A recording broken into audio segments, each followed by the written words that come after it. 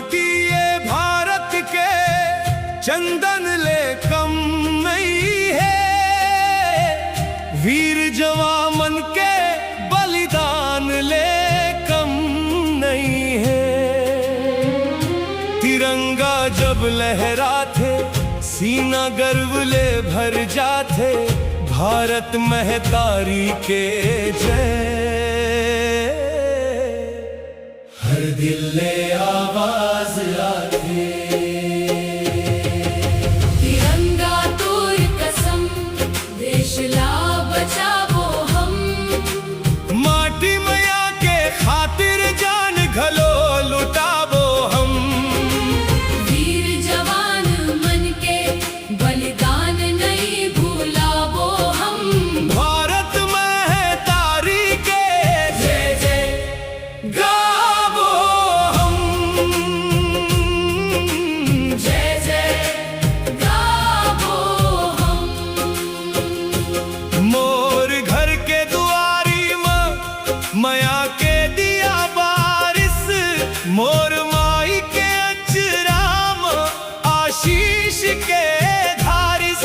हसत हसत चल परेव सरहद के रखवारी, मोर देश के माटी हा मोला सबसे प्यारी। गोली के आवाज में गूंजे भारत माई, सीना तान के खड़े हाँ देश के रखवैया भाई। जिंदगी तो बस एक दिन देश अमर रहना है, मोर लहू के हर बूंद ला तिरंगा में बहना है। तिरंगा तोर कसम, देश ला बचावो हम। माटी माया के खातिर जान घलो लुटावो हम। वीर जवान मन के बलिदान नहीं भूलावो हम। भारत महतारी के जय जय गावो हम।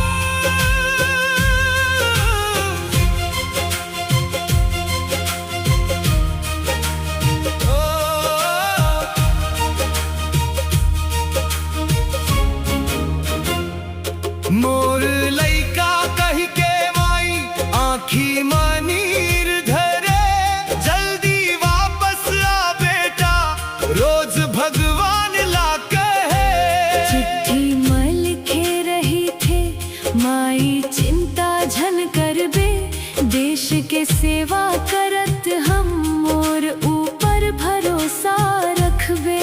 माई के ममता रोए फिर माथा ऊंचा रहे, मोर बेटा देश भर मरे ता मोला गर्व रहे। ऐसन माटी धन्य है, ऐसन जननी धन्य है। जैन बेटा भारत पर हंस के प्राण दे, तोर हाथ के राखीला छाती में रखे हम। तोर माया के याद ला मन में रखे हम। ते कहे रहे संगी देश पहली मया बाद में, आज तोर बात समझत हम आंसू के बरसात में। तोर फोटो ला देख के मन ला समझा थो, मोर वीर हमर देश पर अपन जान लुटा थो। तोर नाम अमर रहे, तोर कहानी गाथो। तिरंगा के छैया माँ तोर माया पाथो। कतेक माई के बेटा सरहद माँ सोगे है, कतेक घर के चिराग भारत बर हो गए है। उनकर बलिदान ले आजादी मुस्काथे, उनकर लहू के रंग माँ तिरंगा लहराथे। नमन है वीर जवान ला, नमन है बलिदान ला, नमन है भारत माई ला। नमन है हिंदुस्तान ला। तिरंगा तोर कसम, देश ला बचावो